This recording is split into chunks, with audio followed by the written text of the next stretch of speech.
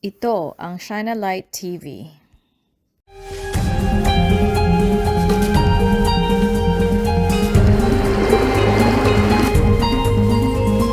Mahirap kasi mag-aral ng may anak at bit-bit mo sa pag-eskwela at saka malayo yung paaralan. Gusto ko rin mag-aral pala. Paglaki nila, meron po ako mapasukan at magandang trabaho para magkapera para sa kanila.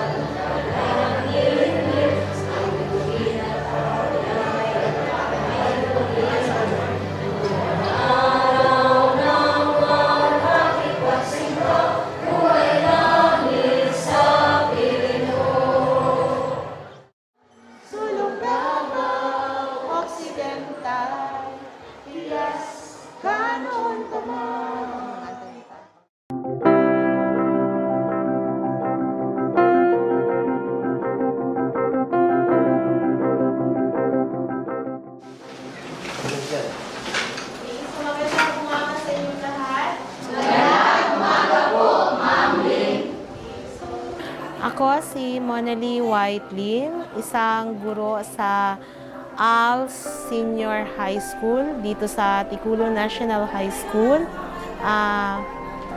Bago lang ito na-implementar sa aming school this school year 2022-2023. So, wala pang 1 year na ang ALS dito sa amin nag-evolve.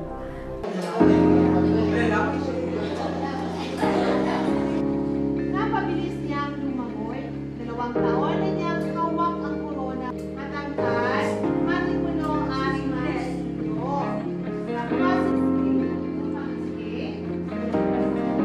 Mga example of search engine. Ako si Mary Grace Malaguna Bagil, 24 years old. Nakatira sa Manuel Peralta, Manita, Davao Occidental. I'm grade 11, all student. Mahirap kasi sa bukid dahil malayo-malayo sa paaralan at malayo sa network at saka walang masasakyan kasi naglalakad lang kami patungo dito sa paaralan. Saka bit-bit pa namin yung anak namin para lang makapag-aral.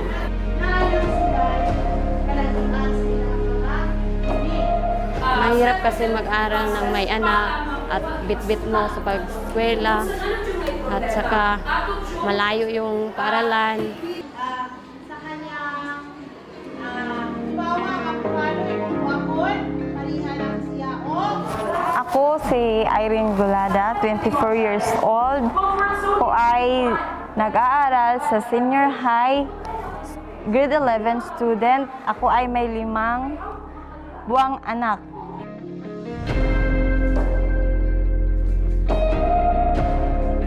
Actually, nagsama kami ng asawa ko is 14 years old. Po ako.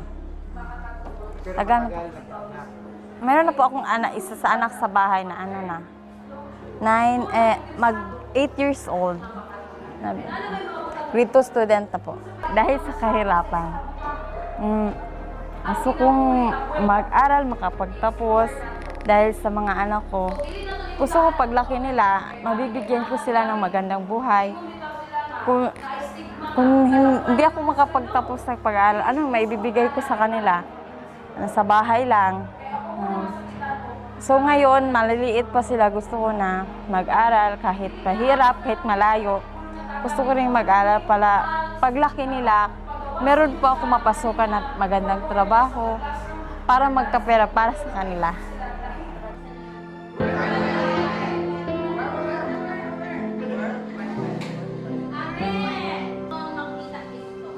Hindi po. Kulang po at sa habang po Habang binibit ko po, naglilingkod ako at nagsusulat. Po, sir, kahit mahirap, sir, may anak, bit-bit, at nagsasagot pa rin sa teacher namin.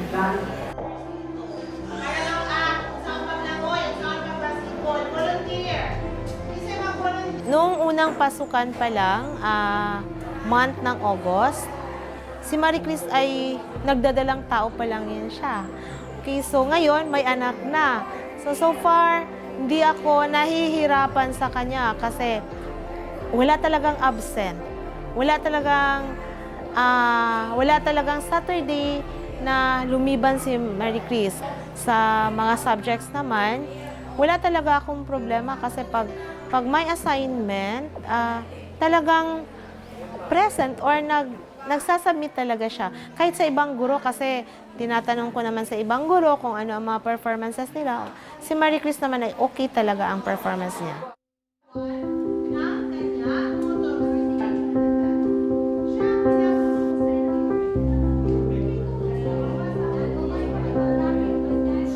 Ako si Juan Sulong, kagawad Barangay Manaperta, student sa ALS.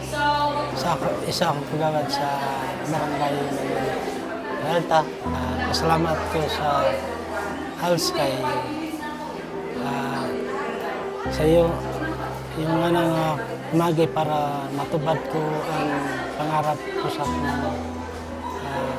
pagalingon. Kasi ALS kay ang ALS mo ay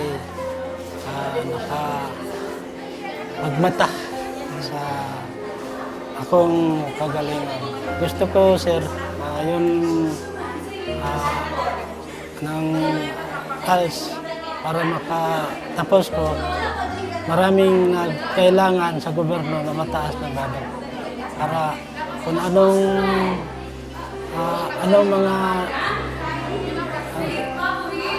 mga gobyerno ang pangita mataas na grado.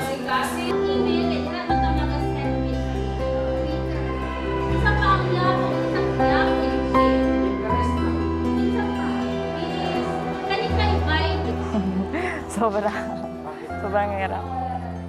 Ano po, sobrang init siya, iyak dahil gusto niya matulog. Pero okay lang, kayanan. Pero gusto matuto para maka-learn. Wala naman akong problema kay Irene kahit malayo yung bahay nila. Siguro, parang sa ma-remember ko lang, isang Saturday lang na lumiban si Irene. Tapos sa performance naman niya, so far, malalaki ang mga grades.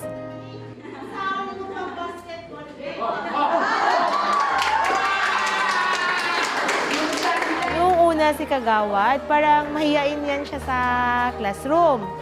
Pero, minomotivate talaga namin na dapat hindi maghiya-hiya. Kasi pantay lang kayo dito. Kahit kaming mga guro, hindi namin inaasta na guro talaga kami. Inaasta namin na kaklase din nila para mawala yung hiya, para maging confident sila. Si Kagawad, yung performance niya okay naman. Nakita nyo naman kanina na nagpa-perform talaga sa activity sa school.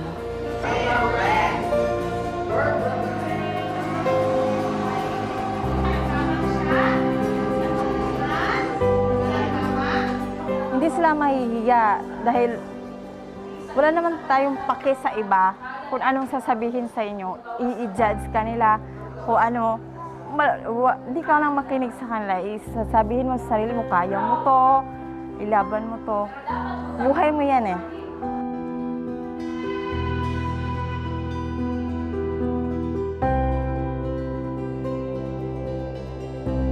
Tulungan mo kami. Maraming nagkailangan dito, mga mababa ng pag-aaral. So, para katulungan ito yung mga matanda ng mga tao doon sa among barangay, sir.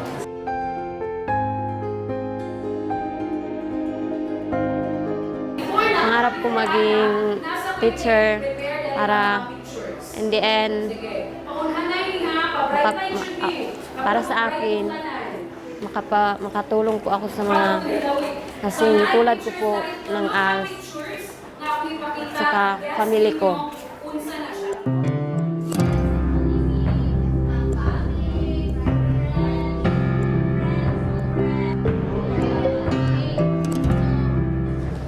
Tapos, sumalabas. Kuan, klase, ulit na mo. Okay, bye-bye. Yung pagpunta talaga nila dito sa school, kasi ang layo. It takes yung iba 31 kilometers from their house to school. Yung iba naman 15 kilometers. So, ang nakita ko talaga yung financial.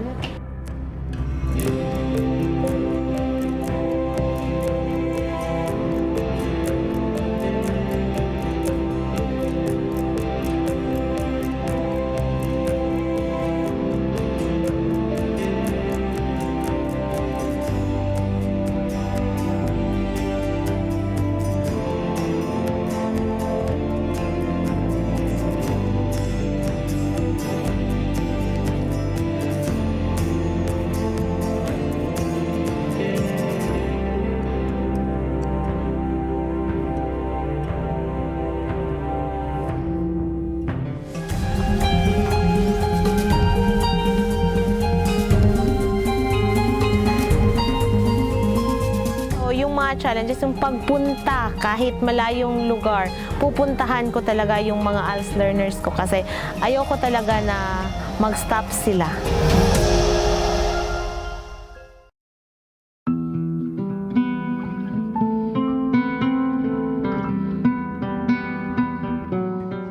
Ordinaryong araw ito para sa gurong si Mona Lim. Matapos ligpitin ang kanyang mga gamit, dali-dali siyang umangkas ng habal-habal. Ang kanyang destinasyon, hindi sa Picolon National High School kung saan ito nagtuturo, kundi sa bundok ng Barangay Manuel Peralta dito sa Malita, Davao Occidental. Doon kasi sila makikita ng kanyang mga estudyante sa Alternative Learning System o ALS.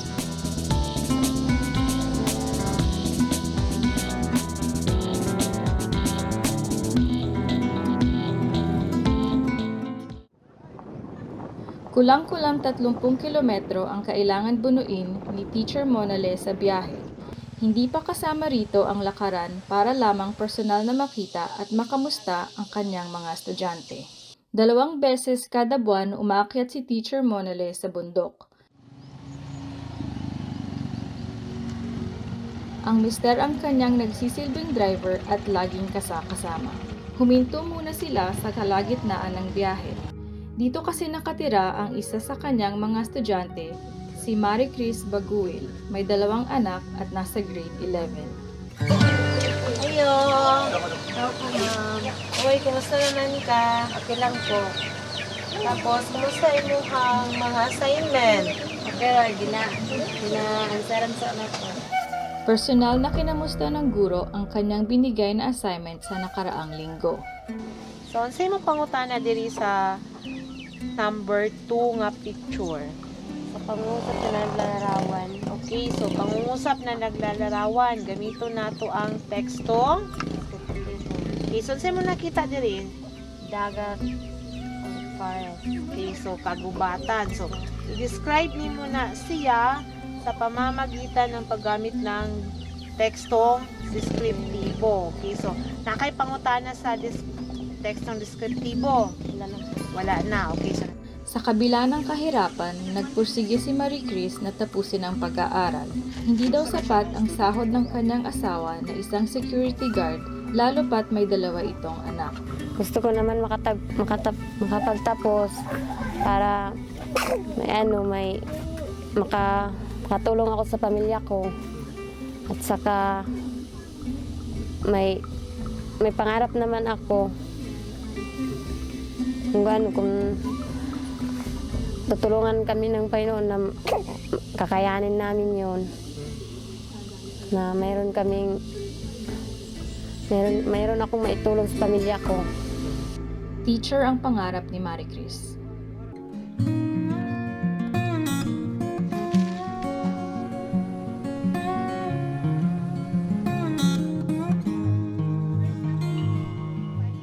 Matapos makumusta si Marie Chris, Umabante na sina Teacher Monale kung saan naghihintay sa kanya ang iba pa niyang mga estudyante.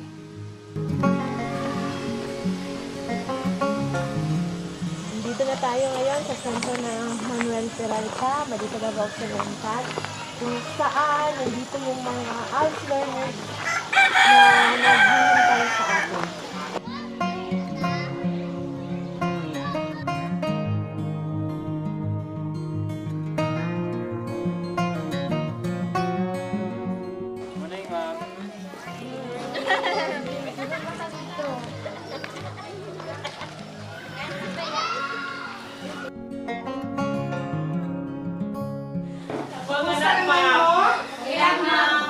Tapos, kumusta yung pagbaktas din sa inyong mga lugar?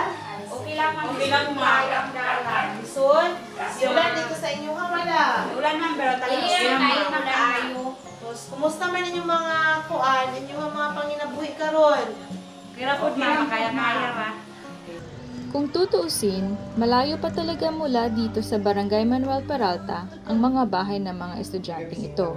Ngunit napagdesisyonan nila na dito na sa barangay sila magkita-kita para hindi na rin lalong mahirapan si Teacher Monale. Hindi na nag-aksaya ng oras si Teacher Monale.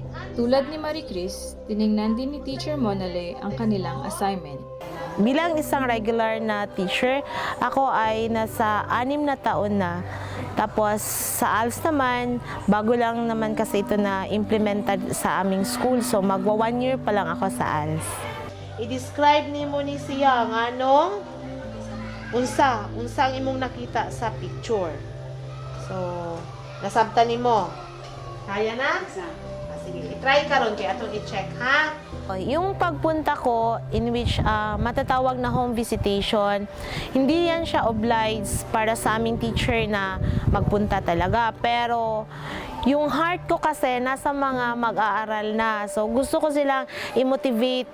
Hindi ko gusto na maiwan sila sa ere. Kumbaga parang ayaw na nila mag-aral kasi walang mga teacher na nagapunta sa kanila. Halimbawa, hindi sila makapunta sa school, tapos hindi makapagpasa ng mga assignments. So, ginagawa ko talaga na puntahan sila para naman kunin yung mga activities nila, kunin yung mga naisulat na nila, or kunin yung mga outputs nila. At the same time, tinutulungan ko naman din sila sa pagbabasa.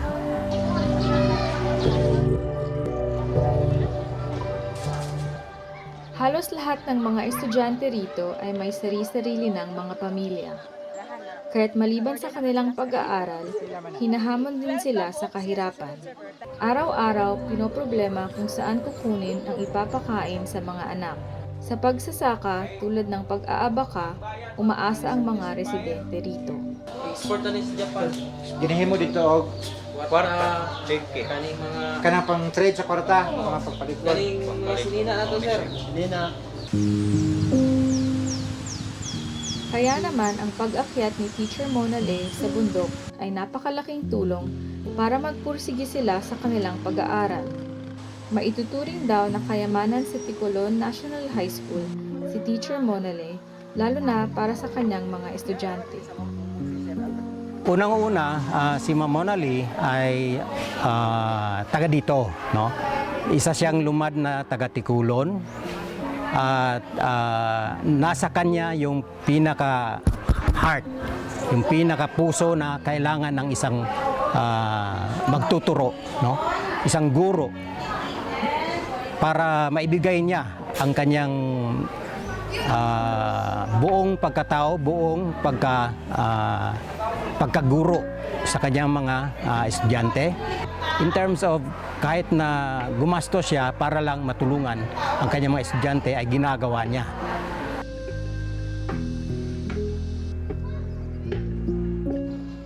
Isa rin sa mga estudyante ni Teacher Monale, si Kagawa Joel Masulong, nasa grade 11.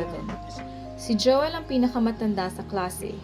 Aminado si Kagawa Joel na nahihirapan siyang makipagsabayan sa mga kaklase, ngunit naging hamon para sa kanya na ipagpatuloy ang pag-aaral, lalo pat isa itong opisyal ng Barangay Manuel Peralta. Iba raw kasi ang may tinapos.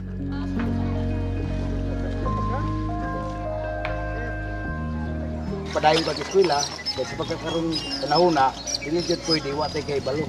Una wad nga gusto nako nga mapadayon jud ang imong pag-eskwela sa. Salamat jud ka.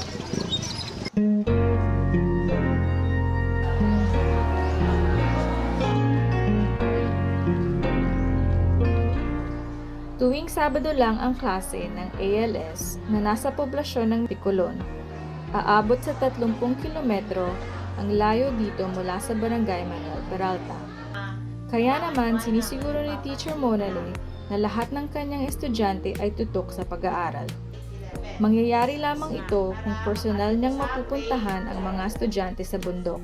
Pahirapan din kasi sa signal ang kanilang lugar. This is the perfect and the best avenue for you na hindi kayo mapag-iwanan.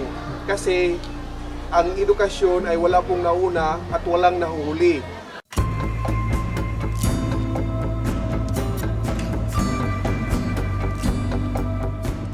Hanggat may nangangarap na mga estudyante sa Barangay Manuel Peralta, hindi raw hihinto at magsasawa ang gaya ni Teacher Monale sa pagtulong sa kanila. So, yung mga challenges, yung pagpunta kahit malayong lugar, pupuntahan ko talaga yung mga ALS learners ko kasi ayoko talaga na mag-stop sila.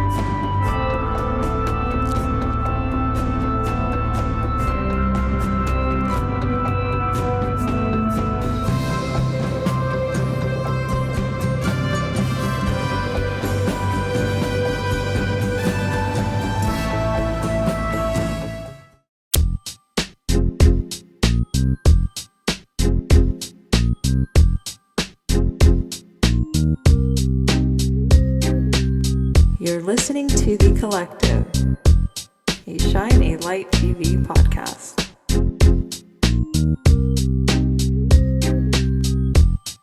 Hello friends in Kababayan. Today is a very special episode of The Collective because we're going to talk about something very important not only to the Filipino community but also the Asian community, and I'm hoping all of the communities all together, which is education. So thank you so much for joining us at The Collective. How are you? I'm great. Thank you for having me. It's an honor. Oh, the honor's all ours. So today I'm wearing this UCLA jersey because we are both students of the University of California system here in the States. And so education is very important to both of us. Yes. And so you're an educator. You're a very well-respected educator. So again, thank you again for coming on board. Now, the very first question that I have for you is, what's your favorite Filipino food? Pancit. Pancit? Yes. From do you know from where, or from like your friends' houses or anything? From my friend's house, yeah. From my friend's mom's home cooking. Okay. Yes. And you are you're of Cambodian culture. You're Cambodian. Yes. And so what is I'm going to tell you my favorite Cambodian food, and that's prohok, which is kind of that's the stinky stuff. That's the great stuff. So yeah, I really appreciate the food there, and I appreciate your culture as well. Likewise. All right. So today we're going to get into education, and of course, like the sometimes the pressure that I'm a parent, and the pressure that parents and our culture puts upon our students or our children.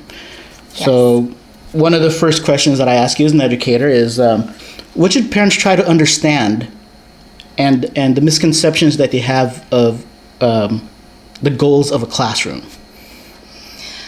So education is a really vast world of not just education. It comprises of many things that we as educators need to address amongst our students. And I think the misconception of a teacher just educating their child with all the core subjects, reading, writing, math, is not what we're solely there for. There are many other hats that we wear, especially after the pandemic, is ensuring their mental health. Yeah, that's huge. That's huge. That is really huge, and that has affected a lot of our students' academic progress. And you know, again, that does relate to education. Education is educating students academically, but also socially and emotionally. So I think the misconception is that teachers are just there just to educate students with reading, writing, and whatnot. But it's more than that. You know, we have to be there for them emotionally. We have to teach them life skills. We have to educate them on how to be responsible citizens of this world. There's so many components. That seems like a lot of responsibility on you and your fellow educators. Yes. So wow, because I know there's a lot of feelings that you know, teachers are just like robots, that they're just to teach there from like 7 a.m. to 3 p.m. And then, you know, if the students get it, they get it. If they don't, it's on you. So wow, that is a lot of pressure on you. So wow. That is another misconception, is that teachers just work that 8 to 3 job and they just go home. But what parents don't realize is we carry the workload home. Not only do we have to grade assignments, but we think about your child, like at night when we're going to sleep, about how well they're doing, how well their well-being is. And as an educator, we have to look at things in many different perspectives and lenses. And you know, sometimes we have to think a lot more than just educating your child. It's a whole child, you know, the whole being. That's pretty amazing. Like that, seriously, I've never thought of it that way. I just thought of teachers as someone who teaches. So again, that is great. That's also a lot of pressure, which is the next thing. So what are some expectations that you have for your class, for your students? I have very high expectations for all of my students. My students, each and every one of them has a story behind who they are, where they come from. They all have different cultural backgrounds, different needs, and so I try to address each and every one of their needs. Right, so each student is absolutely important to you, and their stories and their progression and their performance. Yeah, that's good to hear. Yes. So I try to meet the needs of all my students' academic needs, as well as their social and emotional needs, because I think that is similarly important to their well-being as a whole person. Yeah, that's really good to hear. Which is the next thing is that, do you believe that there's an unfair, or I'm gonna say unfair, do you believe that the Asian community puts more pressure on our children, and why? I already know the answer to this. So. So I can speak from experience, personally and professionally. Personally, of course, my parents are Asian, and they place a tremendous emphasis on their child or their children succeeding. Okay. And in education. And so I understand when it comes to having students of my own who are Asian and want the best for their child. Yeah, so why do you think that our parents or our cultures, Filipino culture including, very much included, because I know I went through this, why do you think that is? And I'll say from my personal experience, I felt sometimes that my parents, from my cousins and my family, wanted this pressure because they didn't want to look bad. That's one of the factors. Okay. I think one of the main factors, however, is that parents who have immigrated from a different country into America, there's a great disparity between those who have immigrated than those who have lived here. Okay. And so they want the best for their child, more so than what they had growing up. And then it evolves into how are you raising your child compared to how others are raising the their comparison child. is crazy. And the comparison, the competition Yeah. is intense. It sucks sometimes, and I'm sure a lot of our viewers can understand this. Yes. So, what do you feel like the expectation should be for all parents, actually, for their children? So, I'm a parent first, I'm an educator second. And as a parent, there's no one size fits all right. to parenting. Mm-hmm. I think that you need to be in tune with who your child is, what their potential is, and address that with your child. I don't think that comparing or having your child compete against their stop comparing and competing, parents. Right. Stop comparing. Put pressure off your kids. Yes. And just be compassionate and empathetic about where their, education is and how they are learning as a person. Right, because I've heard stories from kids starting off at second grade already being put on Kumon or other other ways of teaching or that stuff just to improve their grades, and that's, to me, a kid can't be a kid because he has so much pressure on himself, right? And do you face that with your students? I do. The majority of the demographic of students I work with are about 70% Asian. Ooh.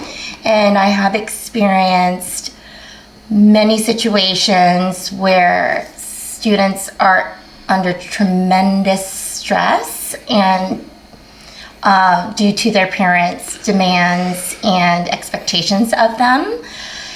As an educator, I have to look at it different perspectives. Mm-hmm. I understand their background as I'm empathetic to that. And I relate to that.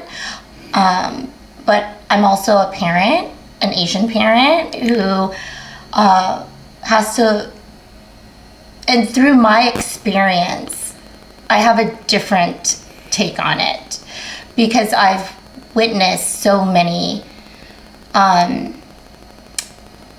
students being distressed with their parents' expectations. Ooh, yeah. I don't know, and I don't think there's any cutoff date. Okay, once you hit, being a sophomore in high school, that's when you should be good, because I don't think that's right either. So, what do you do with students that don't meet expectations? What's next for them? What do you feel like is a good kind of resolution or talking point for those students that don't meet the expectations of the parents? Communication is huge for me, and especially communicating with parents. Okay. It's not one for me to tell a parent how to parent their child. Yeah. I can give them my expertise advice about education. I can speak with them with compassion and be an advocate for their child on the other side of where they may not be seeing these downfalls or these affects of the parenting that they have on their child. So I think for me is I want to educate parents on how to address certain issues with their child, and that's as much input I can. Yes. Communication is always key. Yeah, absolutely. I totally agree with you there. Now, I'm I'm in my mid-40s, so back in my days when I was in school, I never spoke up. And my parents put pressure on me and my siblings and my family to succeed, but we never said anything. And that was kind of like at times I felt it was harder than the Marine Corps boot camp, because if I didn't succeed, I would get punished physically, and that held a lot of emotional trauma, I could say. And so I'm hoping that this new generation of students speak up more. So you've experienced that as well, I'm assuming. I have experienced both. I have experienced students who do not speak up because they are afraid of the repercussions of what their parents would say or the consequences they would receive if it got back to their parents. I've also been on the other side with students where they have addressed their concerns and their distress and on how their parents are putting this extreme pressure on them to excel academically. Okay. So have any parents reached out to you, like asking you to teach more, I guess? Or Yes. to really? Of course, yes. And it is, from my experience, it's mostly from the Asian community where their child is not getting enough assignments, or they want more. They want their child to perhaps be given the next grade level Are you serious? resources. Wow. So they can be ahead of their peers. Wow, that is a lot of expectations and more pressure. So yeah, I totally believe that communication, to the parents, to the students, and to the educators yourself is a good place to start. Yes. Now,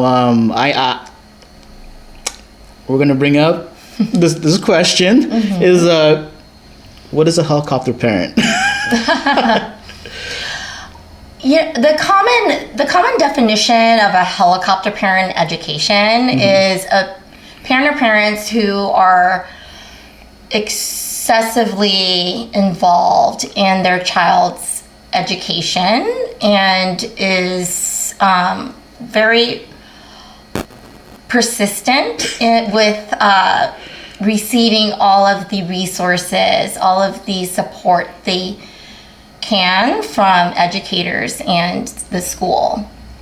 And what are the pros and cons of that? Because you probably get texts like in the middle of the night. I do. I do. Of asking why, That has not been uncommon.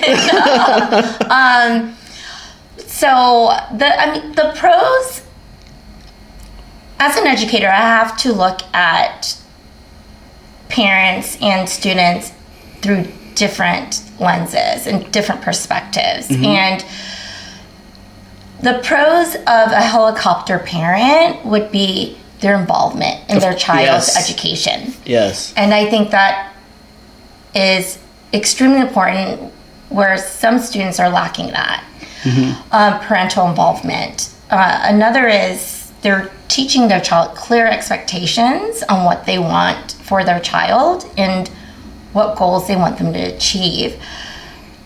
The parents are setting up them for real life situations. In the real life, you have to really,